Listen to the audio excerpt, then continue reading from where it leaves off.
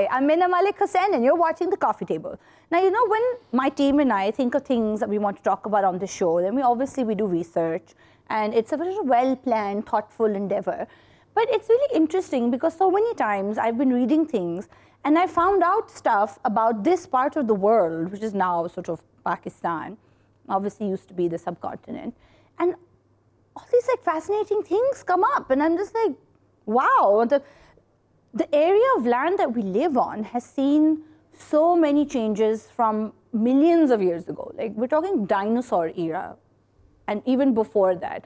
And I recently found out, for the purposes of this show, that dolphins in this region have been around for 50 million years. And that to me is astounding. So the dolphins that we have in Pakistan today, which are the Indus River dolphin, are actually descendants of these prehistoric dolphins, which have been around since the earth was like just 3 major land masses, and they were in the Tethys Sea, and I'm just like, poof. So today we're going to be talking about conservation in Pakistan, we're going to be talking about wildlife in Pakistan, and we're going to be talking a lot about the Indus River dolphin because, as you know, I'm a big science geek and I'm very fascinated. So today on the set, we are welcoming back Dr. Uzma Khan, who, as you know from our show on zoos, is a wildlife biologist and also leads the Global River Dolphin Initiative with the WWF.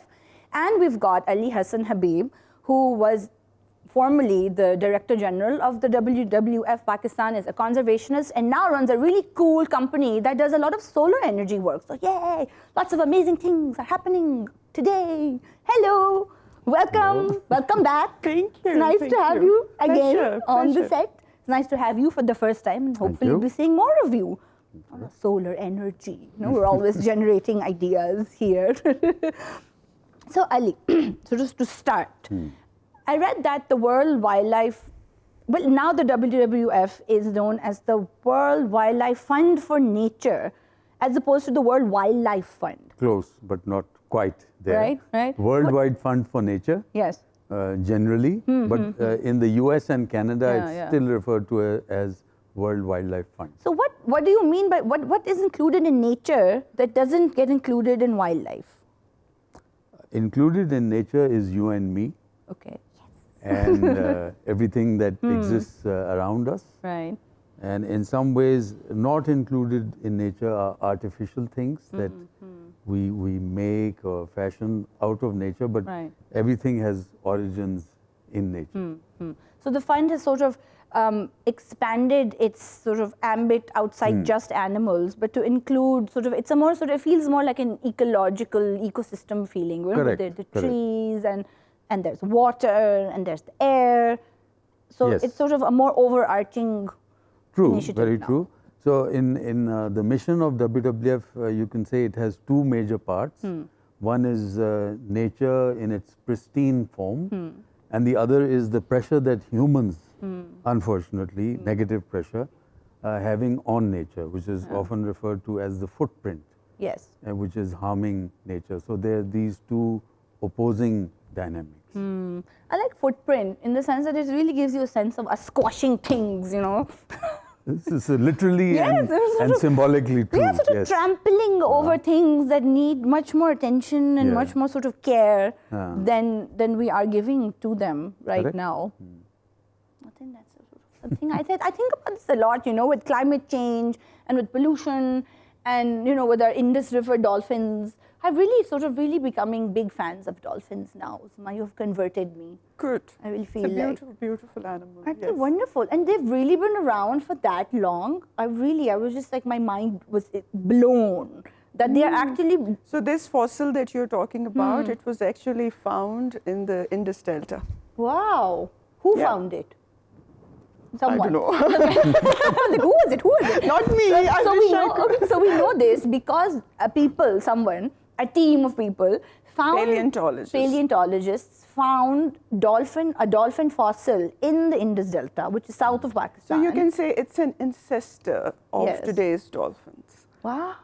And those are specifically our dolphins? No, generally dolphins, yes. Okay. Because the hypothesis is that these are dolphins, the river dolphins, and it's not just ours, but in 5 different countries, 5 different species of river dolphins in different countries. So Right. basically in Asia and South America. So they are descendant from marine ancestors.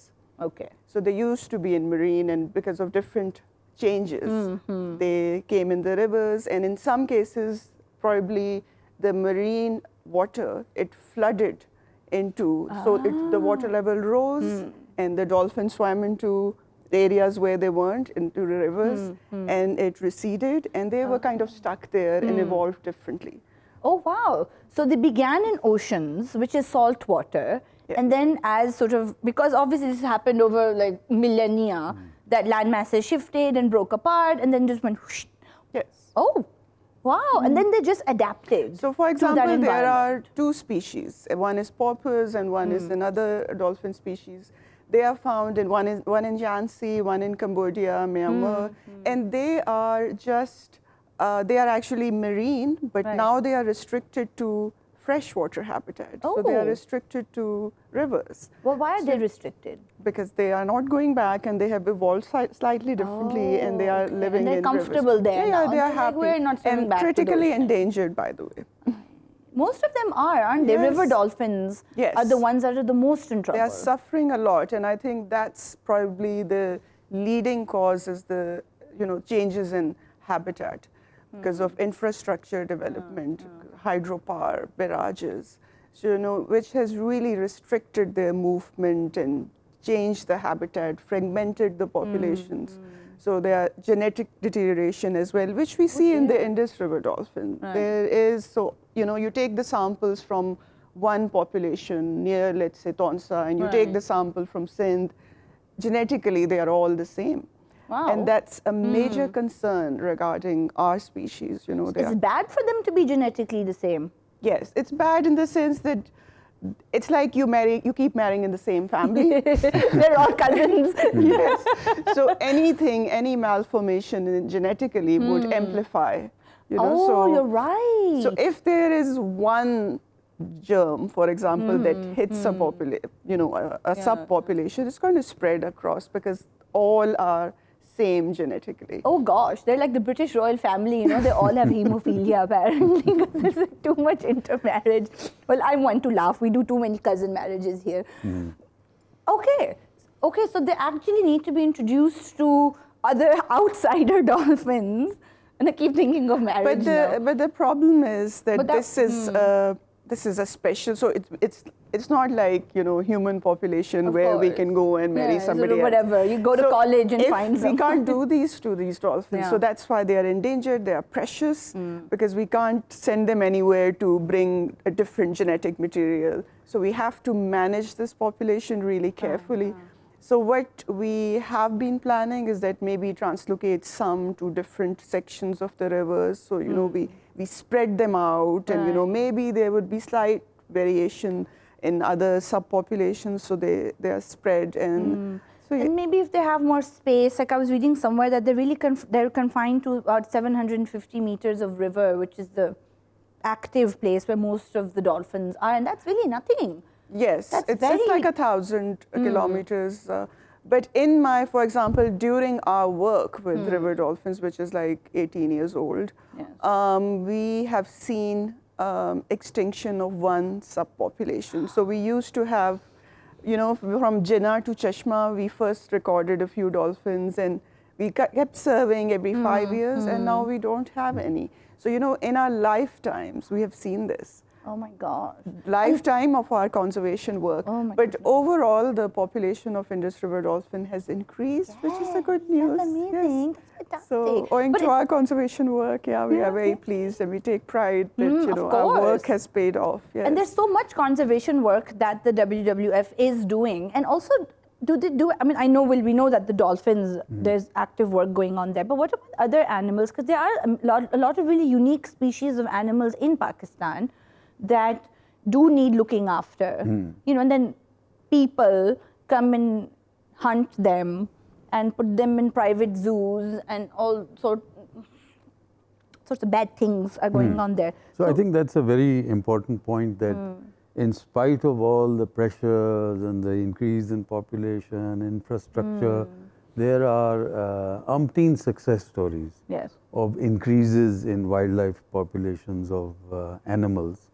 And the examples are markhor, it's a wild goat, Yes. which is also the national animal of Pakistan. Yes. Did you know that, audience? Markhor is the national animal of Pakistan, and also immortalized by that wonderful film also, no? And let's say some other species like Punjab Udyal. In the Right. Punjab mountains, when we go on the motorway from Lahore to Islamabad, it's a wild sheep. So again, the Okay. population has increased That's great. somewhat. The black partridge in some areas of Punjab has increased. Is a partridge a batir? Partridge is The teeter. I always wonder. And a quail is Is The a smaller one is the batir. batir. But yes. So I think there are a number of successes. Some areas of forests, for example, the mangrove forests along the coast of Pakistan, WWF did an assessment, and over the last 15 years, the total area of mangrove forest has slightly increased. It has decreased in the city of Karachi, not surprising, because Of of course. the expanding city, but overall in Pakistan, it has increased. Okay. Marine turtle population are stable in a number of beach areas. So there are a number of And it's successes. really fascinating to me that we have this wealth of wildlife, and one doesn't really think about it that much. But there are True. all of these really wonderful animals which are indigenous to our part of the world. Correct. Like, I'm sure there's snow leopards in There other are, places also. there are snow leopards and We other have places. snow leopards. We have so snow leopards. amazing. And we have our markhors, and we have black bucks also. I think way back. We have snow leopard, we have common leopard, we have the lynx. We have the lynx. We have the Wow. lynx as well. That's Yeah. amazing. Do we have panthers? We have panther. Common I don't know, leopard only South America, is right? another name. Panther is Oh. another name for the Oh, common really? leopard. They're just sort of different colored. Yeah. Wow. yeah. That's It's a mutation. wow. This is amazing. And I just feel really sort of hopeful and sort of frustrated at the same time that there's a wealth of wildlife right here. We don't even need to go anywhere to get it. You know, you don't have to sort of fly a giraffe in. Okay, we can do without a giraffe. But there's all sorts of wonderful animals here that really need our attention crucially. And on this note, we will take a quick break and come back and talk more about conservation in just 1 second.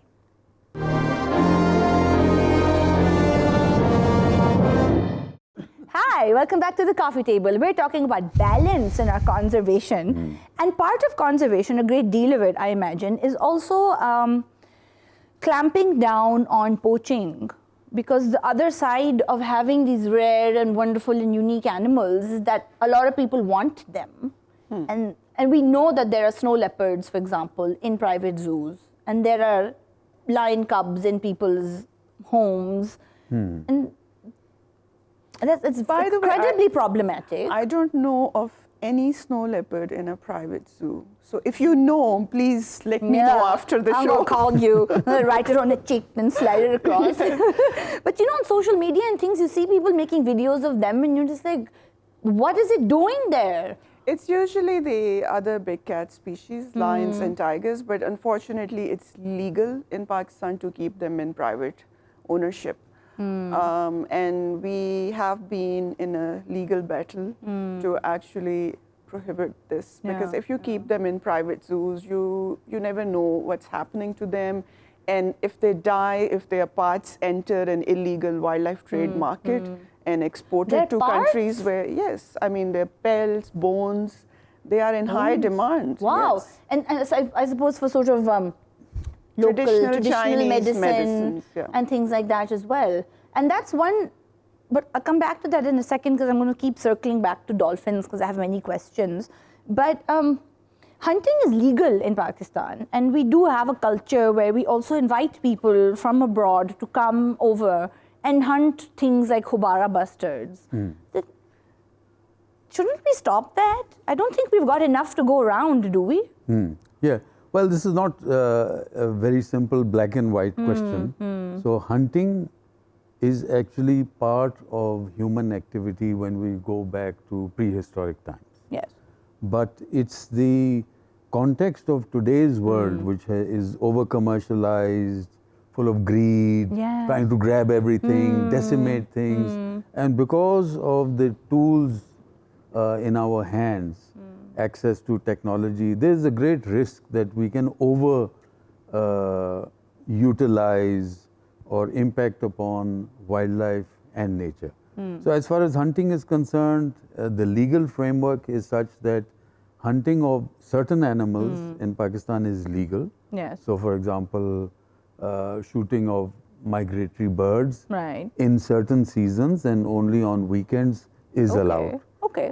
But hunting of certain animals, especially let's say mammals, in Pakistan is not legal unless it is under a very controlled scheme.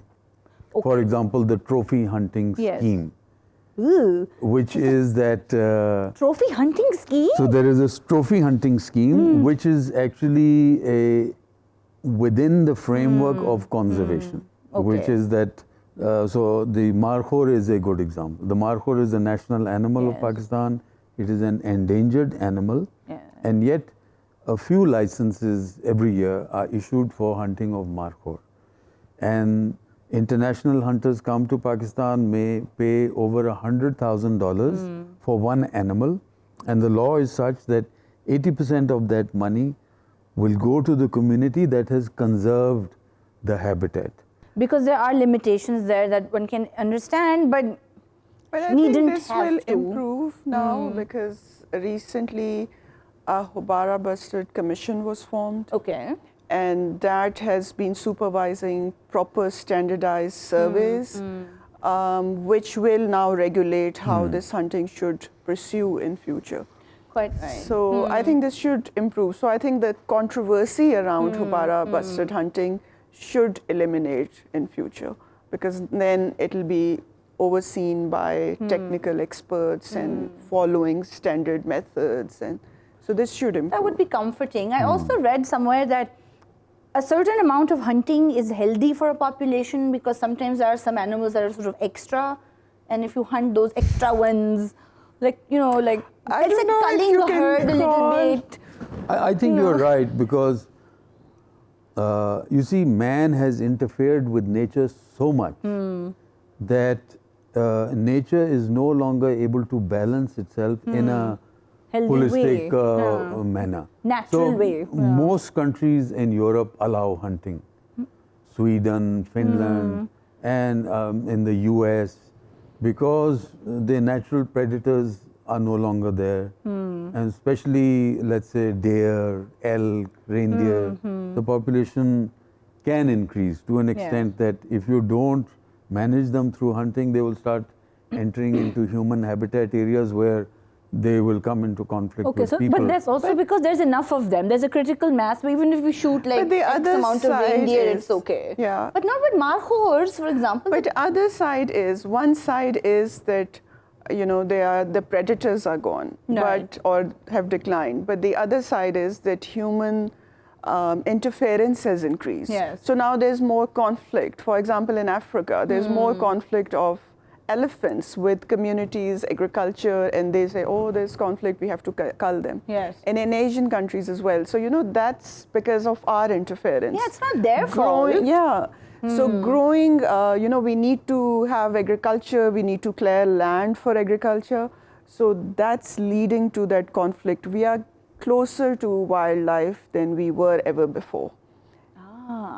That's really important, I think, is because we are now intruding into their spaces and their territory where we didn't before because we didn't really need to. So, you know, when we, Although I wonder if we still human-wildlife need to. conflict is another big area Yes. of conservation, and it's increasingly problematic now because we are living too close to wildlife. That's one reason why why the Indus dolphin also gets hunted is because they eat fish, and they're seen as competition for fishermen who then, you know, It's not, few. I wouldn't say hunting, but it's more like a bycatch. So, you know, if there is a fishing net, and our rules allow that you can, leave the fishing net at night and you can come back and check it in the morning. So there is nobody attending. Yes. And if a river dolphin is trapped, then, you know, it's gone, it's drowned, it's a mammal. So it needs to surface to breathe, right? So they get drowned. So this sort of conflict exists. So there's not like active hunting of river dolphins. That's heartening because it's not like fishermen are going out like some sort of weird Captain Ahab. Like, oh, I'm going to Luckily, spear we this don't dolphin. eat. The local people don't eat the dolphins. Oh, But I wonder we have- why. Maybe We it's have tasteless. a few cases where river dolphins were shot. Very rare, but it has happened. And that's Awful. because of lack of awareness in really remote areas of Pakistan where they would think, oh, probably it's a crocodile. So, mistaken identity has been an issue. And this happened even last year as well. One dolphin As recently as last year. Yes. It was reported shot. Oh dear, how awful. The river dolphin is very cute from a distance, but when you come close, it's really sharp Teeth. And I was looking at pictures, it's got a sort of elongated jaw or snout. What do you call it? Snout. It is. It's sort of longer than other Yes. marine Rostrum. dolphins. Rostrum is actually the correct word. Rostrum. How great! It's so long that you could sort of stand and make a speech at it. And then, yes, you're right. It's got lots of pointy teeth. So as Dr. Uzma is saying, if someone hasn't seen it, they may be fearful. What is this animal? Yes. Maybe a crocodile or a gavial. And The gavial is a kind of crocodile. yes. Do we have a lot of crocodiles, or is it just sort of? We used to Down have south? gavials, like the fish-eating crocodile. We still have marsh crocodiles in some areas, but gavial is extinct from Pakistan. So dear. in the 70s, yes. So we have lost it. We have tried to have collaboration with other countries where we could have reintroduction program for gavials. Because it is a habitat, the that habitat, was yes. conducive for having them, but they got hunted out. They were hunted, and again, habitat changes. And I would like to, I think we must talk about something which is related to barrages and hydropower, is the sustainable energy. Because now internationally, we are talking a lot about conservation of rivers and maintaining free-flowing rivers where, the unique biodiversity is. Yes, and the main reason why rivers are interfered with is because of dams. Exactly. And irrigation. Yeah, and promoting sustainable energy. Yes. And quite that's right. where Ali Habib's role comes in, because he's solar promoting power. solar. Well, I think using energy like these lights are on, so often people don't realize that we're sitting here and the dolphins are far away. Yes. But what we do here impacts how the dolphin habitat is being Absolutely eroded affected or by it. pressured. So, Yes. so in that way, humans have to learn different ways of conserving resources, adjusting their lifestyles so that they consume only that energy which is needed. Yes. And use equipment which is more efficient. Right. Use a light that uses less energy without reducing your need for having a light, lit general, room. yes, And yes. similarly, a fan, you can use a fan which uses there are less yes. energy. So I think these options are opening up, and it's an ongoing challenge because even if we use more efficient equipment, the human population is increasing, we Yes. keep expanding our cities, so it's quite a tough And quite thing complex. It is. But it the is problem, very I complex. think the promising thing is that the more we think about it, the more options and solutions we can come up with. And I read somewhere that the presence of dolphins in a river tells us a great deal about the health of a river. Absolutely. What does that mean, the health of a river? Okay, if you have dolphins, they are top predators of any ecosystem. Okay, which means that they're the ones They are sitting at the that top of nobody eats them, but they eat Yes. everybody else. Exactly. Like everybody. humans. They're the humans of the rivers. Yeah. So in any ecosystem, if the top predator is present, it means that, okay, the system is still functioning well and, the food chain is intact. Right. So for example, about 40 years ago, we have some information that there were river dolphins in the Ravi. But they are no longer there because Ravi, we all know and we often talk about it, it's a deteriorated dead river now. So, if we have it in the Indus and you go sail down the Indus, you'll see it's such a beautiful river. And you have fish, you have freshwater turtles, you get migratory birds. It's just absolutely stunning. And then we have river dolphins, so everywhere you see a top predator thriving, Right. you rest assured that it's functioning well. And that's why we say that it indicates a healthy ecosystem. And if the ecosystem is functional, that means that there are enough fish for the dolphins to eat, but then there are enough fish for fishermen to fish and for us to eat, and then all the plankton and all the little things. As long as our practices are sustainable. Yes. For example, recently we have seen that there is electrofishing going on in the Indus River. So electrofishing is you actually give current. And you stun them. Yes, and then you kill them. So it has, we have reports of not a dolphin mortality because of electrofishing, but we have enough turtle mortality. We have witnessed. Oh my goodness, fresh because water. you can't control where a current is going through water. Yes. That's terrible. How horrible. And it just sounds really violent. And it's not legal, right? It's illegal, Fishing yes. is not, illegal. it is illegal. It's illegal. Because there is Thank God legal it's fishing illegal. and then there's this Yes, type. and because it's such a weird and uncontrollable thing to do, on this very sort of jarring note, we're just going to take a quick break and come back very soon. So, come back.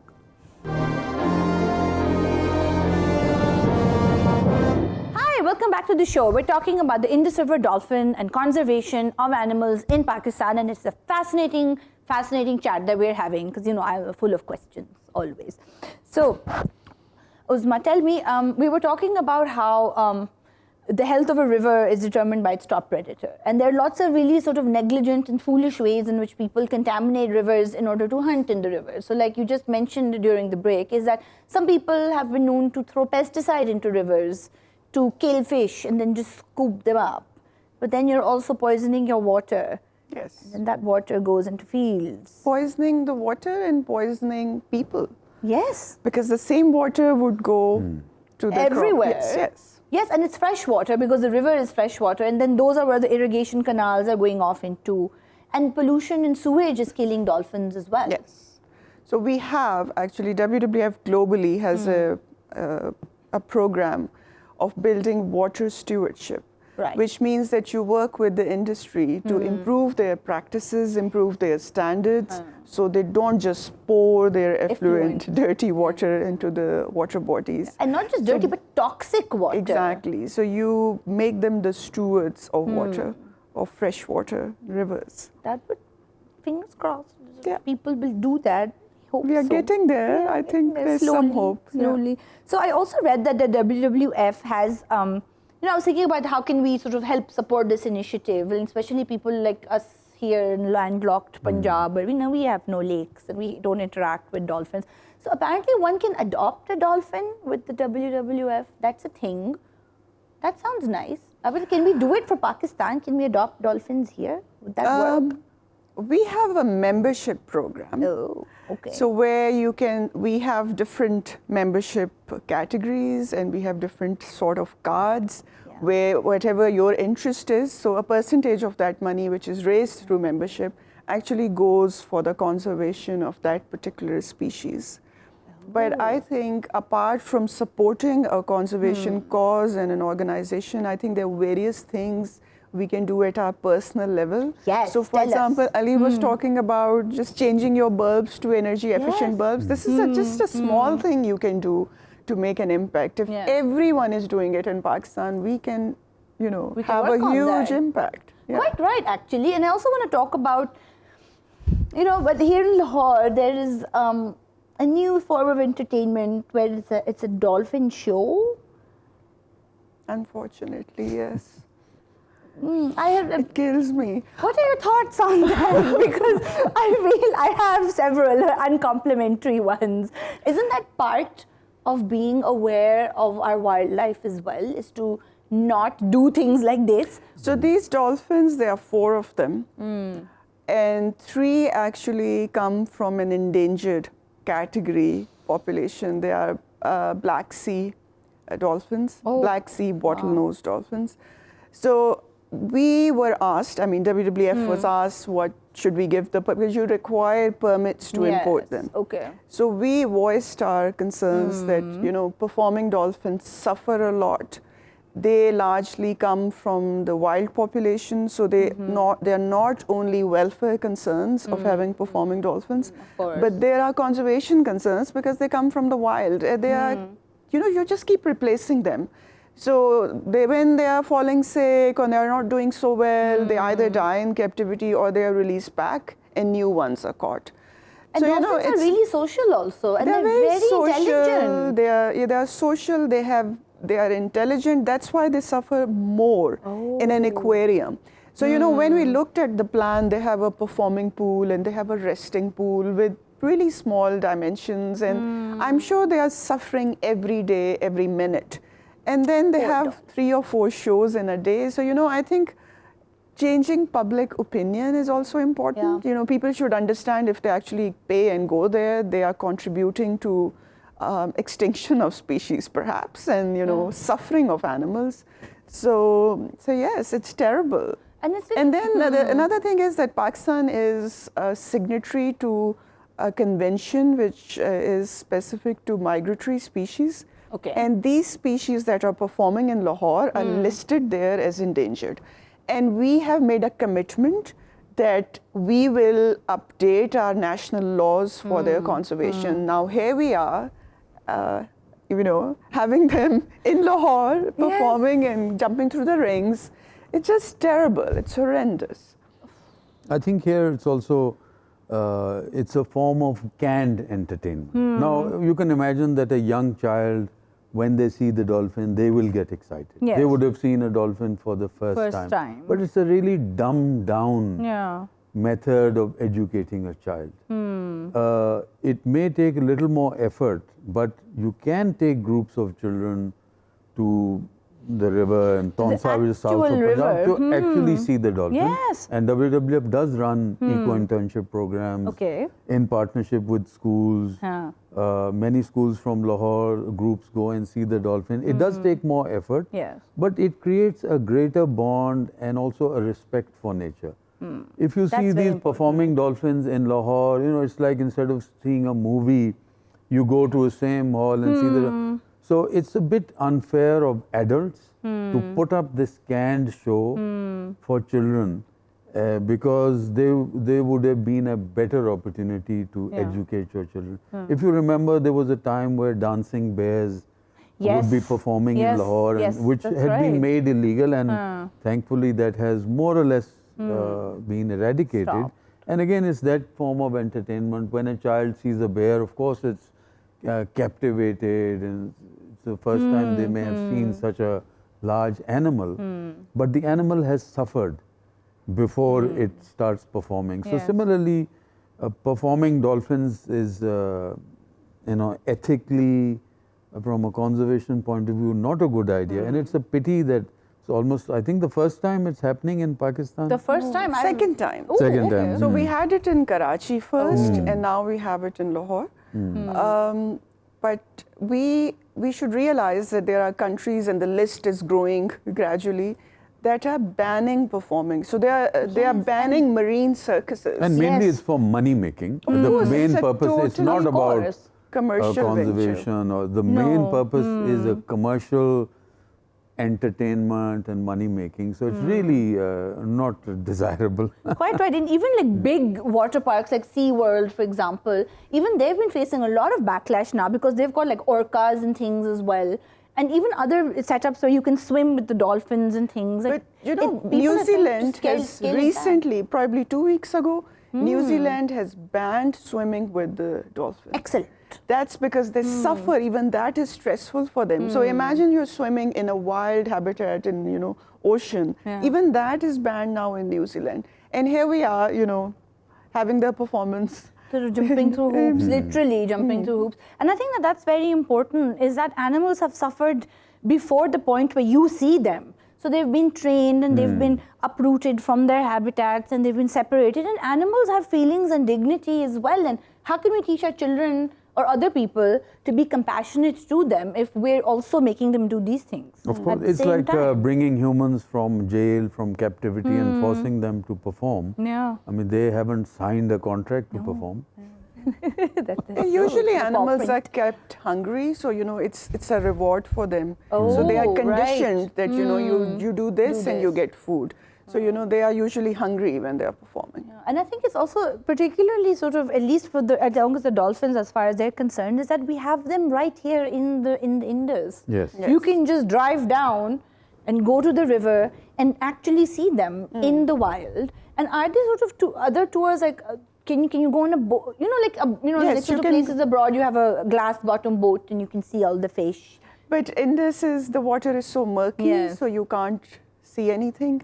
So you have to The wait glass for is them. pointless. You have to wait for them, so they come But out. there are and- places you can sort of take a boat and sail down. So and you will. marine dolphins, yes, there are options. There are tours, and you can see marine dolphins as well. Yeah. Yes, Yes. I think that's the positive thing, that for river dolphins, as Dr. Uzma is saying, they have to come up to breathe every few minutes. Yes.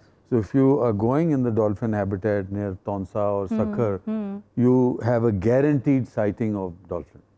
How wonderful. Yeah. That's really lovely. You can just sort of quietly sit in your boat and see them and then just sort of quietly go Yes. away. So You don't without even have to actually interrupting. go in the boat. Even if you sit on the bank, you can see them. Really? Because this section is such that there are lots of, the density is high in this river section.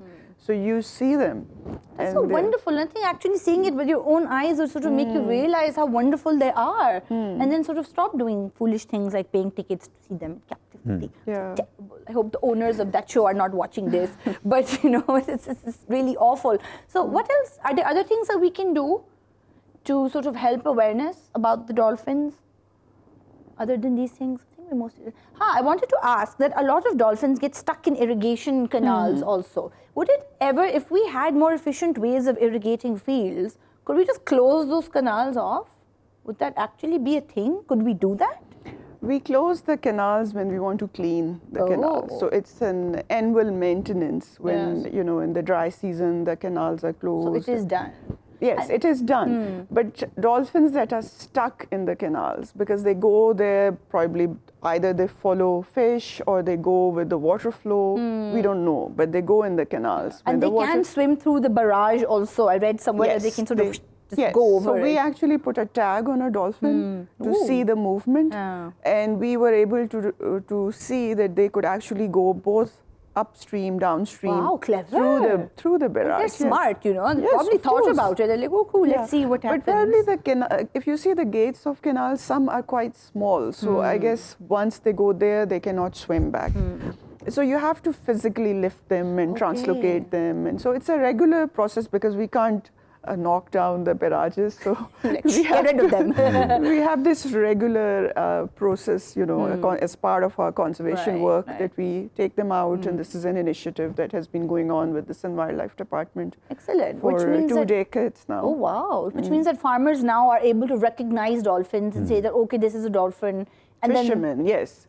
Yes, But they the help people us. in the fields also. Yes, so we actually set up a toll-free number. So if they actually see a dolphin Yes, trapped in a yes. canal, they can call us and we'll go and rescue it. Excellent. We have an ambulance. A dolphin ambulance. Yes, Oh, we have a that's so dolphin nice. ambulance. Yeah. So initially we used to translocate them in an open 4x4 twin cab. We realized that the sounds were quite disturbing to the Because dolphins. that's how dolphins communicate. Exactly, It's their echolocation. world You just is, have yes. to hear Yeah, very, things. very impressive. So then we have now we have a special ambulance to translocate them So that they're not minimize the distressed stress. and traumatized by the noise also. That's also really important. They're so wonderful. It's really great. Like, I'm really excited about this. So on this note of glee, but very quickly, just to sort of round up this conversation, October is the month of river dolphin awareness. Yes. So what should we be watching out for? What are all the fun things that are going to happen?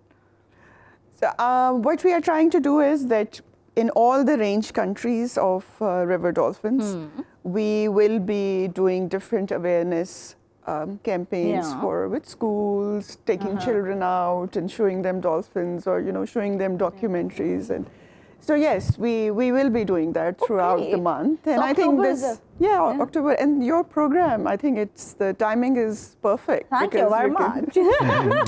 And October is the month that if you want to take your kiddos out to the Indus to see actual dolphins, do it. If you're a teacher watching this show, this is something you can pencil into your calendar. Thank you so much, both of you, for being on the show. Thank you very much. It's wonderful conversation. So Thank much you. detail about the dolphins. I'm so excited. I want to go and adopt dolphin right now and go straight to the Indus and see me some dolphins. Thank you all for watching the show. It's been wonderful, and we will see you next time on the coffee table. Bye now.